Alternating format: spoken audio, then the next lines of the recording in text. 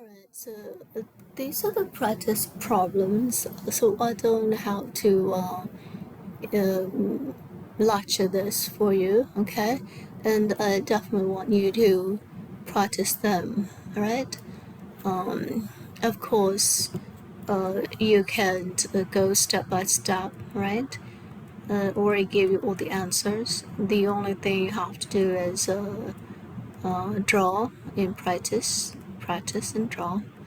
Okay, not just relying on your application. Make sure you draw them. Okay. Okay, so I'm just going to go ahead and go all the way to the end, right? This is also self-evaluation. We don't need it. If you want it, you can do it, but I actually take that out for you. But you have it in your textbook, so if you want to do it, you can do it. But it isn't covered, all right, in your in this course. All right, that's it for today.